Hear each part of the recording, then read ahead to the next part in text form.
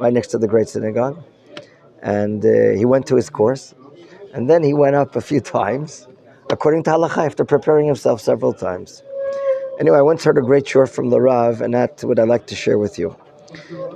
Rav Yitzchak Levi. This is the short I heard from him. We all know, when we read the last pasuk of chapter 7, Shlomo is the one that built the Bayit. There's no doubt. We see that. We've been learning about this for the last 2 chapters. However, if we want to see the entire picture of the building of the Beit HaMikdash, this reply is only a partial reply that Shlomo built the Mikdash. Why? Because there's also someone very dear to us that was involved, and that is David. And the question is, what part did David have? What was David HaMelech's contribution in the building of the Beit HaMikdash? For us to give that answer, it's not just contemplating, it's seeing a lot of sources. And once we see a lot of sources, today and tomorrow, God willing, B'ezrat Hashem, we'll be able to see a larger picture, a wider picture, what Shlomo specifically did, which we've been learning about, and what was done by David. The first makor that we want to look at, as we have here in letter Daled, let's see what was the first thing that was really done on behalf of the Beit HaMikdash. And you know what? Before we get to see what David did, let's understand the significance of the completion of the Beit HaMikdash. Why? Because the Tanakh said, "Vatishlam kol hamelacha." Aleph shleimut. Kol hamelacha. One just said, "Vatishlam hamelacha." The work was done. What is kol hamelacha? This Chazal relate to here in source Aleph, which comes from a midrashic book called the Psikta Rabbati, and we're reading it in Hebrew. The Psikta Rabbati is coming to interpret those 3 words, Vatishlam kol hamelacha. So the midrash says, Hamelacha en ktiv kan. Rather, what's written, Ella? Kol hamelacha. What is kol hamelacha referring to? So the midrash says, Melechet sheshet yemei breshit. Wow. The completion of the Beit HaMikdash in the eyes of Chazal, in a deep sense, is the completion of what God created the world. Why? Because here, what's stated at the end of creation, quote, Miko melachto sheba Elokim la'asot. The ending verb, la'asot. It could have said, Miko melachto sheba Elokim asa. Okay? Whatever melacha that God went out to create, he did. So the Midrash says here in line 2, Asa en ktiv kan. Asa is not written, rather, Ela la'asot, meaning there's still work left over. La'asot, meaning Adayin yesh melacha acheret. There's still more work to be done. When is that work being completed? The Midrash says, Kevan sheba Shlomo vana Beit HaMikdash, Amar HaKadosh Baruch Hu, Achshav Shlomo, Shleima, slicha. Achshav Shleima melechet hashamayim va'aretz. And that's why it's stated, Vatishlam kol hamelacha. In other words, the completion of the building of the Beit HaMikdash. What year shall we say it's in? Anyone know the year from the time of creation? 24. It's about 2,800 something, making a quick account. Okay? 2,800 something. Maybe please look that up and tell me. Huh? We know it's 440 years Avram Avinu, 400 years to Yitzchak's time. So it's somewhere between 23. It's about 2,800 and something. Okay?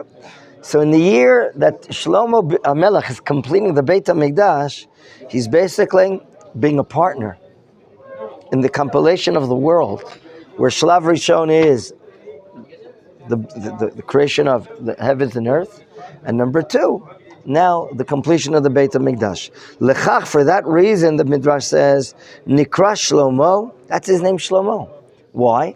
Shehishlim HaKadosh Baruch Hu Melechet Sheshet Yemei Breshit Letoch Masei Adav. God allowed, through the hands of Shlomo HaMelech, the completion of the Beit HaMikdash. You saw a year? No? Okay.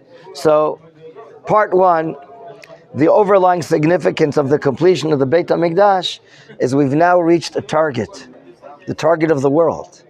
Part 1 is Hashem's doing, the creation of the world, and part 2 is our doing. Shlomo Melech, he's reached the pinnacle. Ken is a pisgah. We've reached a new height. There's a Beit HaMikdash for the first time 440 years after Yetziat Mitzrayim, and therefore for that the Tanakh says Vatishlam Kol HaMelacha, meaning after the creation of heaven and earth, we have now this. Now let's go to question number 2. We'd like to know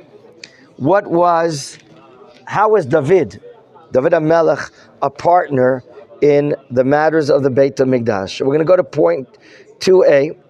Do you remember what David did? And it's a fact. What did David do? What did he bring up? He brought up the ark, the Aron HaKodesh. To where did he bring it up? But by the way, which city did he bring it from? No. Kiryat Yarim. I think it was in Kiryat Yarim or in Givah. In the area above, between that and Yerushalayim. And he brings it to which city, gentlemen? Ir David. He brings it to Ir David. For what purpose? Why is he bringing it to? We're over here. Why is he bringing it to Ir David? Because he knows Ir David is Yerushalayim. That's where the Aron belongs. That's where the Aron belongs. Now, why is that so significant? What's the chidush? I mean, the ones before him did not bring it up. Who was the leader before David? Shaul. And who was the leader during the time of Shaul? Shmuel the prophet. Both of them did not, notwithstanding their leadership, did not bring up the Aron. After the Aron was in captivity, what David was talking about, and it was taken out of captivity. Right now it's in a Jewish town in Kiryat Yarim, in Giv'ah. It's left there for tens of years. Okay? It's left there for tens of years. And the problem is, no one's doing any with it. No one is demanding to change the place. Not Shaul and not them.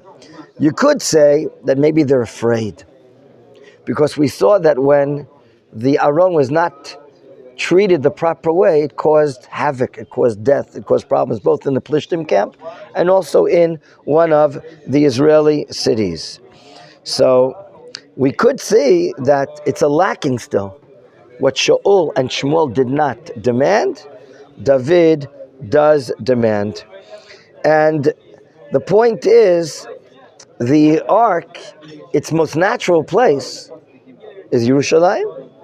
To bring up the ark, the Aron HaKodesh, with the Shnei Luchot HaBrit inside, and a Sefer Torah, Machlokin Baba Batra, if the Sefer Torah was on a shelf inside or a shelf outside, the most general, natural place for it is Yerushalayim. Okay? If you look here at letter Aleph, okay? Letter Aleph, the Talmud Bavli, we see what is called the search. By the way, we'll skip another part. Letter Bet, the request to build the Mikdash. Who wants to build a Beit HaMikdash? David? He already called contractors. He's working at night. All of a sudden Hashem prophesies to which prophet? Natan and Avi. Stop. I didn't give him permission. Natan and Avi thought, well, David's a good guy. He's a pretty good guy. He's a warrior, he's a hero, he's a scholar, he's a poet, he has Ruach HaKodesh, he's a prophet. He thought, I don't even have to ask permission. There's no one more qualified, okay? Just like you had to get into work into Modena, you had to fill prerequisites. David seems to be fulfilling for the job, right? To build a Beit HaMikdash. He handed in his resume, his CV. It looks like he's the star. There's no one better than him. No. Hashem says no. So David, in letter B, the request to build the Mikdash in Shmuel Bet, chapter 7, okay, in number 2b, it's David requesting to build it, not anyone else. And now, where is the Beit HaMikdash? Some of you know the city, the name Yerushalayim. How many times does it appear in the Chumash? Zero. It's hidden. Shalem, Malkitzedek Melech Shalem. Hamakom Asher Yivchar Hashem, the term is used. Hamakom, this place. Where is it going to be built? So look at the source, letter Aleph. Talmud Bavli Mesechet Zvachim Daf Nun Daled Amud Bet. The Gemara asks a question on a very famous pasuk in Sefer Shmuel. My dichtiv, what does it mean that it's written in Shmuel Aleph, chapter 19, quote, Vayelech David u'Shmuel, vayeshvu bin Nayot berama. Now, Nayot seems to be a place. Ramah, we know, is over here. Ramot. Born, bred, and died there. Samuel, the prophet, Shmuel HaNavi. We know Kever Shmuel HaNavi, according to some experts, is over there. Why is it stated that David and Shmuel are hanging out in Nayot in Ramah? The Talmud asks, V'chima inyan Nayot etza Ramah. What's the connection? Why does it state that they're there together? Ella rather, Hayu yoshvim beRamah. They were sitting in a place called Ramah, where Shmuel is, which is a high place up. That's correct. The heights, Ramat Golan, Ramat Eshkol, Ramot, the heights. You're right. Very good. What does Nayot mean? I mean, like beside. Let's see. Ve'oskim b'noyo shel olam. Noi. Do you do avodot noi in your garden? Noi is like gardening, nice things. Kilo na'eh, kilo ya'eh. Na'eh, noi. What are they dealing with? They're having a meeting, Shmuel the prophet and David. About what? They're dealing with the most beautiful thing in the world. What? Rashi explains that. What is Noyo Shel Olam? Answer: Limtzo makom leveta bechira min haTorah. They're searching. They're searching where in the world, obviously Yerushalayim, that's Hamakom, is Yerushalayim supposed to be. In other words, in former generations, it's not other prophets or other leaders. David is searching. So we see David is making great efforts. Aleph, he brings up the ark to the city of David. Number 2, he asks permission to build the Beit HaMikdash. And number 3, he's dealing with the prophet where is supposed to be. Now, why do you think he's asking the prophet? Because apparently Shmuel has received in the Torah Shebaal Peh, in the oral Torah, plans, details, where exactly is the Beit HaMikdash supposed to be built. Okay?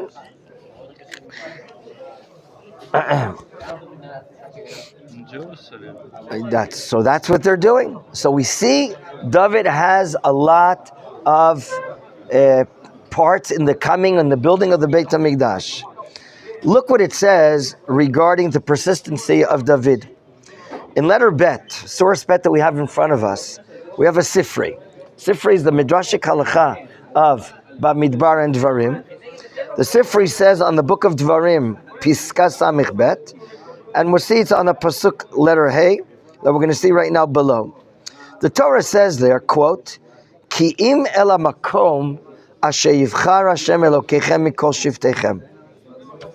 Apparently we're talking about Hamakom, the place, the known place that God will choose from all your prophets. But as we said, the Chumash doesn't tell us what is Hamakom. The Midrash says, Drosh al pi Navi. Demand. Go to your prophet, knock on his door, and demand. Where in the world is supposed to be the Beit HaMikdash? Drosh al pi Navi. Could you be complacent, sitting back, waiting? I'll wait for the Mashiach to come. I'll wait for the Navi to come to me and tell me. No. ACT, ION, action. We have to go out and Yozem, initiate. That's what the Midrash asks rhetorically. Could it be that you can wait? Okay? The Galut mentality is we're waiting for the Mashiach. Instead of making things happen, instead of initiating, we're waiting, we're in Hamtana. No. Talmud Lomar, here's the key words of a pasuk, Lishichno tidrshu uvat Hashem. I don't know if you were present on Tisha B'Av. We had the slideshow from Rabbi Menachem Akover, and you were here then, Tisha B'Av? We had this very important slideshow. One of the big experts in our generation. He's published for the Machon HaMikdash. Some of his works are already translated into English. I think we have in the library. So he has an unbelievable slideshow about Beit HaMikdash matters. He always brings this famous pasuk that God left it in our hands. Do we really want it? Are we teaching it? Are we praying for it? Are we demanding it? Because these are the words of the Torah. Lishichno tidrashu. Beseech it. Demand his shechina, his divine presence. Uvat Hashem, and you'll come to there. Meaning, drosh, demand, umtzo, and then find it. Ve'achar kach, once you're demanding, in other words, we call this a hitarut deletata. There has to be an awakening from down below, a grassroots movement. We're not going to wait for God to reveal himself to us. We're going to make things happen. That's what the Midrash is saying. Tidrashu, demand it. Ask for it. Okay? Drosh umitzo, v'achar kach yomar lecha hanavi, and then the prophet will tell you. V'chen ata motzei b'David. So too will you find in David. And now he quotes an interesting chapter in Tehillim. I would like you to read the English for us. Tehillim Kuf Lamid Bet. Okay, Tehillim Kuf Lamid Bet, 132, Pasuk Aleph. David writes, and we're quoting, Zechor Hashem le David et kol anuto asher nishba l'Hashem neder la'abir Yaakov im avo bi'oel beiti im etein shenat le'enai ademtza makom l'Hashem mishkenot la'abir Yaakov. Can you read that in English, sir? Says, son of sense, O Hashem, remember unto David all his suffering, how he swore to Hashem and vowed to the strong one of Yaakov, if I enter the tent of my home, if I go upon the bed that is spread for me, if I allow sleep to my eyes, slumber to my eyelids, before I find a place for Hashem, resting place for the strong one. Beautiful, beautiful. So here, the Sifri clearly explains to us that the Beit HaMikdash is dependent upon our search, our demanding of it. It doesn't mean that you go to a Navi and choke him until he gives you the answer. It has to be something that we are demanding, okay? And then, eventually, we'll be able to what? To merit a revelation of the prophet, the information of the prophet. So we see here that the determination of David, where he makes a vow and a promise, he swears that I don't care what affliction, what pain I'm going through, I want to build the Beit HaMikdash. And therefore, what we've seen so far, David had a central part of the Beit HaMikdash, because David holds the ark is something central to the Beit HaMikdash. Do you remember? We once we studied when we studied the building of the Mishkan in Shemot chapter 25. We often relate to a difference of opinion between two giants, Rambam and Ramban. When the Rambam writes in his Mishnah Torah, in Hilchot Beit HaBechira, chapter 1, halacha 1, he writes, Mitzvah livnot bayit LaHashem, lakriv korbanot. It seems, according to the language of the Rambam, that the objective of the Beit HaMikdash is sacrifices. Whereas the Ramban, Nachmanides, when we learn Nachmanides, and he asked the question, what is the correlation, what is the connection between the building of the Mishkan and Mount Sinai? Okay? We see a correlation between the Mishkan and Mount Sinai. And he says simply the objective of the Beit HaMikdash, unlike the Rambam, is the presence of God. The presence of God, which is the understanding of the Pasuk. Quote, V'asu li mikdash, v'shachanti b'tocham. B'tocham Yisrael. So that is the objective, according to Ramban, and maybe David holds that way, and therefore he makes such efforts regarding the Holy Ark. Let's mention something that has to give us a lot of meaning. Do you remember the son of David that rebelled? He came from Hebron. What's his name? Avshalom. He was a very smart, intelligent person. He received a lot of support and rallied even greater support. And he's talking to the heart of the nation that they deserve this and they deserve that. And now the time comes, it's ripe.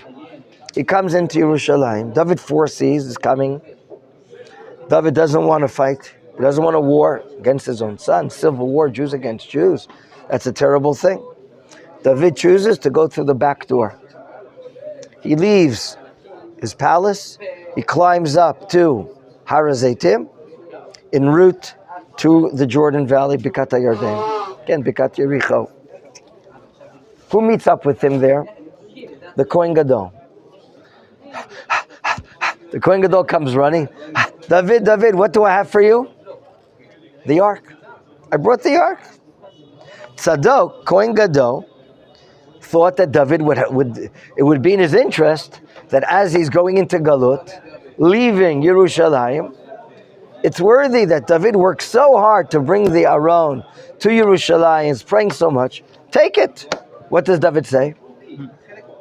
Leave it also. What do you think? It's something prati?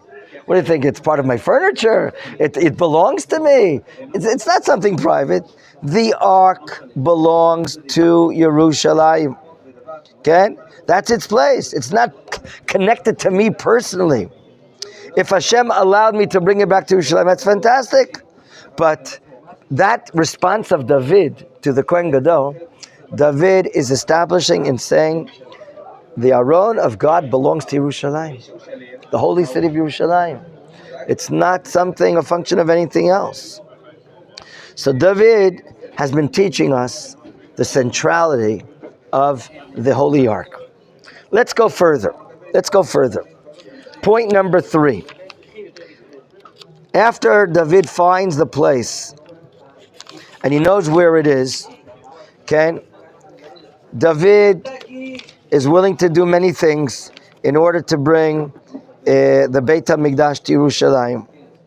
And we know that, what does David do?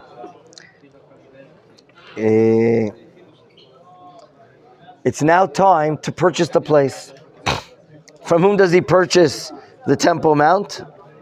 Shmuel Bet chapter 24. There's a Yevusi there. Arvana HaYevusi. Arvana Yevusi. And he buys it from him. We're told about the entire purchase, very similar to the purchase of Avram Avinu buying Merat HaMachpelah. And we now have a very healthy situation. What is that? The lands of Eretz Yisrael promised to us, at least Western Eretz Yisrael, are conquered. We have peace. Our neighbors are not attacking us. No one's bothering us. It seems to be the proper time to right now go ahead and build the Beit HaMikdash. Okay? And the purchase of it, of course, is very, very important. The question is, what is the next stage? So we have the Aron in Yerushalayim. Makom HaMikdash, the Temple Mount, Har HaMoriah, is purchased. A lot more is told in Divrei HaYamim, a sefer that Ezra Sofer put together after the writing of the Torah Nevi'im. The question is, what is the next stage? What are the actual preparations? Part 4. For building. Well, you obviously need a contractor. And a contractor needs materials, and you need builders.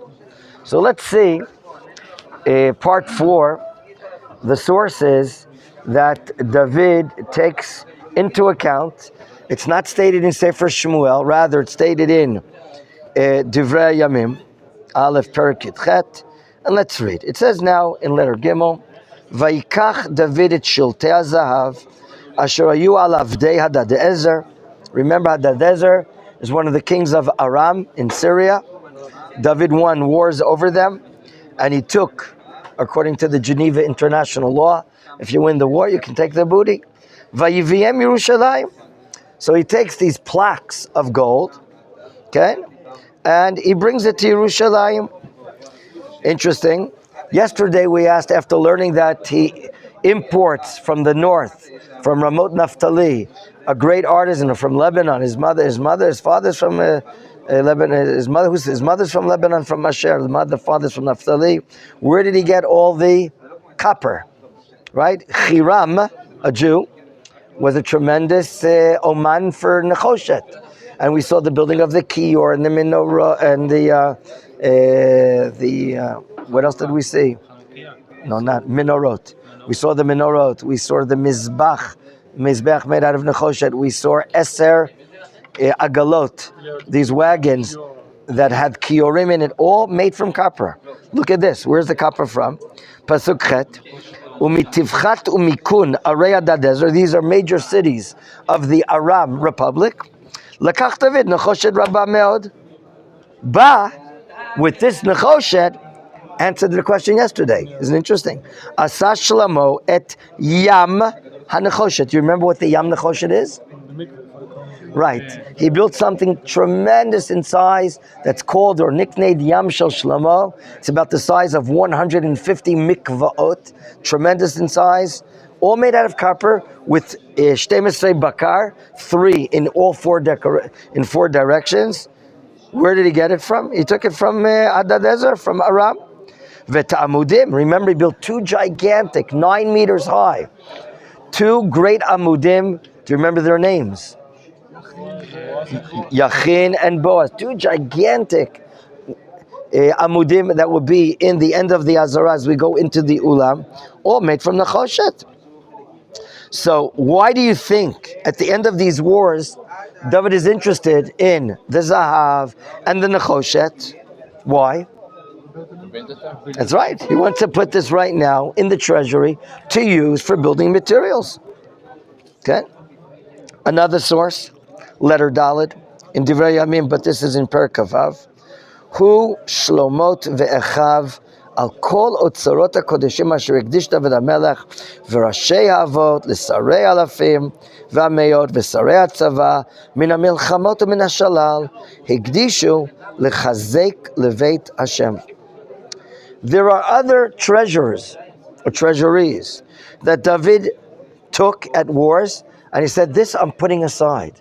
That's called lehagdish. He's dedicating, he's putting it aside. You won't be able to use it for your house. You won't be able to use it for your swimming pool. It's going to be used only for Beit Hashem, lechazek et Beit Hashem. And now, a very important speech. When David is about to pass away, we saw a short reference to it in Sefer Melachim, but the speech is a great, magnificent speech. It's the end of Divrei Yamim. This is David right before his passing away and handing the scepter, okay, et sharvit, to Shlomo. Listen to the speech. Divrei Yamim Perek Kaftet, source Hey on the bottom of the right. You see it. Vayomer David Amelech lechol hakal. There was a big conglomeration, assembly of Jews there. Shlomo, v'ni echad bachar bo Elokim na'ar varach. He was very tender. Remember how old he was when he took office? 12 years old. He didn't even have a bar mitzvah. Okay? V'melacha gedolah. But God chose him to do this great work. Ki lo le'adam habira ki l'Hashem Elokim. He's not going to do it for the sake of any person, but rather for Hashem. Ukechol kochi. I've used all my powers. Hachinoti leveit Elohai. I've prepared. I've set aside for the house of my God. Hazahav, the gold, for the zahav, for the gold. Hakesef la kesef. Interesting, we didn't see much kesef until now. We didn't see silver. We saw gold and copper. Vanechoshet that I put aside is going to be used for the nechoshet. Habarzel, the iron, for the barzel. Veitzim, the wood, the lumber. Laitzim. Where was most of the wood that we talked about? Yeah, I know, but from where? Where did he take it from? Arzei Levanon. That he already made a deal, or Shlomo made a deal. It could be that David also took Arzei Levanon. We saw that Shlomo made the deal here. Maybe also already imported cedar tree, which is very strong. Avnei Shoham. These are special Shoham stones. Do you remember what they're used for? The Kohen Gadol. Avnei Shoham are where the breastplate is connected to the ephod. The choshen, will be connected to the ephod. There's a shoam stone here, inscribed on each of the stones. 6 tribes inscribed their letters here, and 6 inscribed on his shoulders there. Okay. What else did he bring, David? Umiluim. What are avnei miluim? Reserve, no? No. Those are the ones that are on the breastplate. Right. Why are they called miluim? 12 precious stones are inserted inside. They're filling out the guma, the indentation. There are 12 indentations, 12 gumot inside the breastplate. Remember, the breastplate was really square, and this cloth was square, and inside it was the letters of God's name called the Urim V'Tumim. Okay, and there were 12 very sapir, yalom, 12 very precious stones, and they're called avnei miluim. So this is interesting. Who prepared these 12 avnei miluim? David? Avnei fuch v'rikma, which I don't know what it is. V'chol even yakarav, avnei shayish larov, a lot of marble stone. David can, what's that? Why did he say barzel or barzel? Right, so he's very specifying. I put aside barzel for the barzel of the Beit HaMikdash. I put aside eitzim for the eitzim of the Beit HaMikdash. That's how I understand the pasuk. It's worth looking inside. It might be another meaning as well, of course. Pasuk Gimel, in the speech of David, V'od birtzoti.